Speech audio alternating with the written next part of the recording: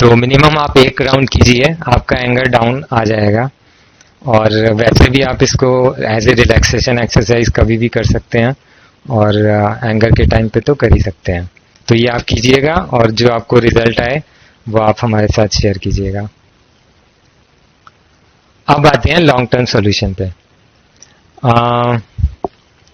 अब पूरी सेशन का जो एक निचोड़ निकल रहा है ना कि क्या सॉल्यूशन है जिससे कि हम अपने मन को शांत और क्लियर कर सकते हैं। जो क्लैरिटी ऑफ माइंड हमने देखा, तो क्लैरिटी ऑफ माइंड कैसे आएगी उस पे हम देखने जा रहे हैं, वो कैसे क्या करना है और कैसे वो काम करेगा। तो क्या करना है? रिपीटिशन ऑफ ए वर्ड और phrase which invokes feelings of happiness, compassion. मतलब कि एक शब्द या 4-5 शब्द का एक फ्रेज, उसको हमें बार बार रिपीट करना है। और ऐसा फ्रेज होना चाहिए जिससे कि एक आनंद की, खुशी की, और दया की, और कृतज्ञता की, और एक्सपेंस की, वास्टनेस मतलब विशाल एक भावना आए मन में। और परमानेंस मतलब टेम्परेरी नहीं, परमानेंस, हमेशा रहने वाली ऐसी फीलिंग आए। और लिसनिंग टू, ऐसी लिटरेचर को सुनना या पढ़ना जो कि इस तरह की पॉजिटिव क्वालिटीज को प्रमोट करता है और नेगेटिव टेंडेंसीज को डिसॉल्व करता है। ये जो सेकंड स्टेप है ये और स्पीड अप करेगा क्लियरिंग ऑफ माइंड के लिए। अब ये उनके लिए है जो बहुत ज्यादा इंटेलेक्चुअल या ब्रेन ओरिएंटेड फ्रेंड्स नहीं है। कोई बोलते हैं कि मतलब पहले मेरे ब्रेन को सेटिस्फाई करो उसके बाद मैं करूंगा। इसको आप करेंगे तो आपको इफेक्ट पहले दिन से पता चल जाएगा।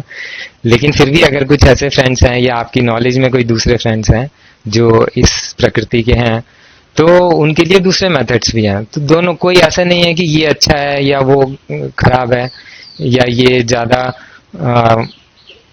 इफेक्टिव है, वो ज्यादा इफेक्टिव है।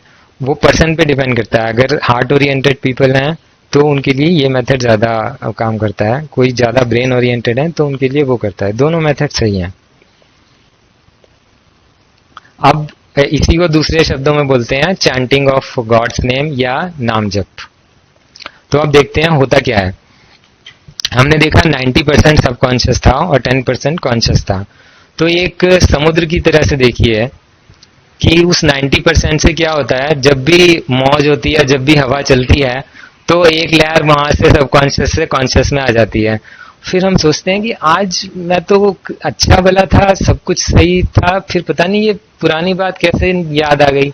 वो पुरानी बात ऐसे ही याद आती है कि उस समुद्र में से एक लहर कॉन्शियस माइंड पे आ जाती है। और वो तभी आती है जब आप शांत होकर बैठेंगे, जब आप किसी ना किसी काम में बिजी रहेंगे, तो उन लहरों को आने का मौका ही नहीं मिलेगा और वो गंदगी अंदर ही अंदर बढ़ती जाएगी। और तो अच्छा है कम से कम कोई चीज आपको याद आ रही है तो आपको पता चल रहा है कि कुछ अंदर है, उसे क्लीन करने की जरूरत है। अब क्या होता है कि हम काम तो कुछ कर रहे हैं। ये एक पिक्चर मैंने ऑफिस वर्कर की ली है, लेकिन यहाँ आप लेडीज में खाना बनाने के टाइम हो सकती है, स्टूडेंट्स का पढ़ने के टाइम हो सकती है, दुकानदार की शॉप के टाइम हो सकती है। तो वो क्या होता है, वो सोचता रहेगा अरे ये बाइक या कार मैंने देखी थी, अच्छी थी, ले लूं क्या। फिर अपने या बॉयफ्रेंड या गर्लफ्रेंड के बारे में वो सोच सकता है, या फिर सोचेगा कि आज डिनर में क्या खाना चाहिए, या फिर अभी जो सैलरी राइज मिलने वाली है उससे मैं क्या करूंगा, बोनस मिलेगा तो क्या करूंगा, मिलेगा या नहीं मिलेगा। फिर वो बोलता है कि अरे वो बंदे ने मुझे ये बात कही थी, मैंने उसी समय क्यों नहीं उसको चुप करा दिया, मैं चुप क्यों रह गया, अरे मेरे दिमाग में आया। ये सब चलता रहता है, साथ में काम भी चलता रहता है। ऑब्वियस है वो काम उतना इफेक्टिवली नहीं होगा जितना कि ये सब चीजें नहीं चल रही होती तो वो काम होता। तो मोस्ट ऑफ दीज थॉट्स जो भी हमारे माइंड में चलते रहते हैं यूजलेस होते हैं, कुछ काम होता नहीं है उनका, और हमारा टाइम और एनर्जी वेस्ट करते हैं। और जो काम हम करना चाह रहे हैं वो काम में गलती होगी, फिर हमें जिस अल्टीमेटली हम किसी के लिए काम कर रहे हैं, भले ही हम कस्टमर को कुछ सामान दे रहे हैं या घर वालों के लिए खाना बना रहे हैं, तो हम कुछ नमक मिर्च डालना कम ज़्यादा हो जाएगी, या काम ठीक से नहीं होगा, ऑफिस का काम ठीक से नहीं होगा, पढ़ाई किया हुआ याद नहीं रहेगा, ये सब प्रॉब्लम आएंगी। तो ये प्रॉब्लम है। अच्छा, तो अब कुछ लोग ये भी बोलते हैं कि ये तो सब कर्मों का लिखा हुआ है, हम कैसे चेंज करेंगे, तो कुछ हद तक वो सही है, कुछ हद तक कर्मों का लिखा हुआ है, लेकिन बहुत ज्यादा नहीं है। अब हमें ये शरीर मिल गया, उसमें हमारे 2 हाथ हैं, 2 पैर हैं, 2 नाक है, 2 आंख है। अब हम 4 आंख नहीं लगा सकते, ठीक है, वो भाग्य का बनाया हुआ है। हम 4 हाथ 8 हाथ नहीं बना सकते, वो भाग्य का है कि भाई 2 हाथ वाला ही मनुष्य अभी as per current evolution of human beings हम इसी फॉर्म में हैं। वो चेंज नहीं होगा, लेकिन बहुत सी चीजें हम चेंज कर सकते हैं, अपना बिहेवियर चेंज कर सकते हैं। और कितने लोगों ने तो कहा है कि हम ईश्वर तक को प्राप्त कर सकते हैं। तो फ्री विल का स्कोप कम नहीं है, बहुत ज्यादा है। तो अब क्या करते हैं कि हमने देखा था जो हमारे सबकॉन्शियस में बहुत सारे इंप्रेशंस थे और उनके सेंटर्स बन गए थे। अब उन सेंटर्स को हमको क्लीन करना है। तो कैसे क्लीन करेंगे? तो जैसे हमें एक कोई कांटा लग जाता है तो हम दूसरा कांटा लेते हैं, या फिर एक कुछ और नुकीली चीज जैसे सुई लेते हैं और सुई से उस कांटे को निकालते हैं। इसी तरह से जो हमारे माइंड में बहुत सारे वो इंप्रेशन बने हुए थे, ये बहुत सारे इंप्रेशन, अब हम क्या करेंगे, एक कंट्रोल्ड इंप्रेशन इसमें डालेंगे जो हम कॉन्शियसली डाल रहे हैं। तो ऑब्वियसली जो हम डालेंगे वो अपने भलाई वाला डालेंगे, और ये जो अभी भरे हुए हैं ये तो हमारी बिना मर्जी के पता नहीं कब से आए हुए हैं, पिछली लाइफ के भी होंगे। लेकिन अब जो इसमें हम डालेंगे वो ऐसा प्योर डालेंगे जो इन सबको सफाई कर दे, इन सब की। तो वो क्या है, वो इस नाम जप से या रिपीटिशन ऑफ दैट वर्ड से बनेगा, जो कि हैप्पीनेस, वास्टनेस और क्लैरिटी की फीलिंग रहेगा। तो क्या होगा इससे, ये डिवोशन सेंटर बनेगा।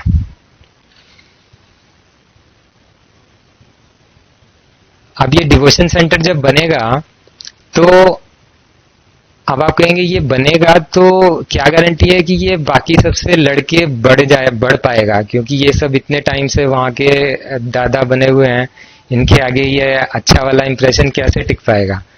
तो ऐसे टिक पाएगा कि ये ऐसा करने से आपको बहुत जल्दी एक्सपीरियंसेस होने लगेंगे।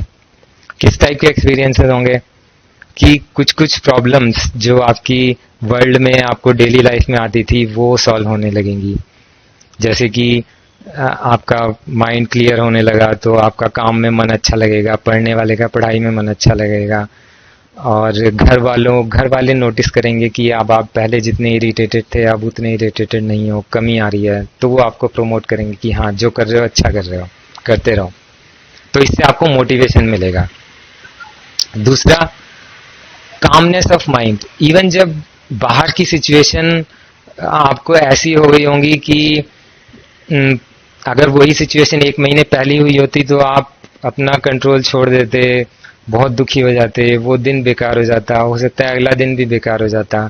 लेकिन वैसी सिचुएशन अब आती है और अब आप उसको ठीक से हैंडल कर रहे हो। मे बी 2 दिन नहीं खराब हो रहे, मे बी 1 घंटा खराब हो रहा है, 2 घंटे खराब हो रहे हैं, 2 घंटे बाद आप फ्रेश हो गए।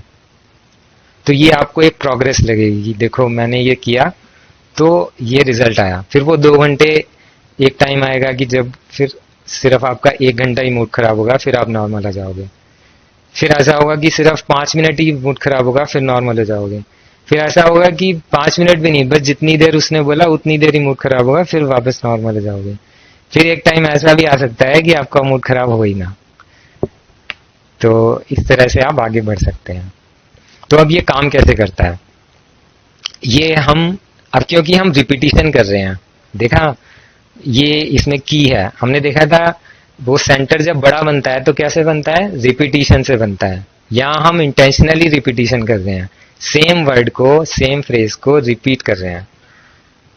तो क्या हो रहा है, वो सेंटर बढ़ेगा, वो साइज में बढ़ेगा, और जैसे जैसे अब वो बढ़ेगा तो वहां पे जगह तो लिमिटेड है, तो क्या होगा कि जो अग्नि की तरह ये उन सब की सफाया कर देगा, जो जो गंदगी बड़ी जमी हुई थी वहां पे, उन सब पे झाड़ू लग जाएगी और वो सब ये डिविनिटी में कन्वर्ट होते जाएंगे।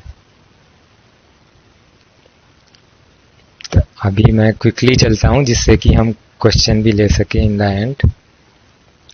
तो इसमें बेसिकली हम ये दिखा रहे हैं कि ये स्पिरिचुअल प्रैक्टिस आपकी जैसे जैसे बढ़ती जाती है ये और बड़ा होता जाता है, और जैसे जैसे ये बड़ा होता जाता है तो ये जो दूसरे सेंटर्स हैं ये सब क्लीन होते जाते हैं।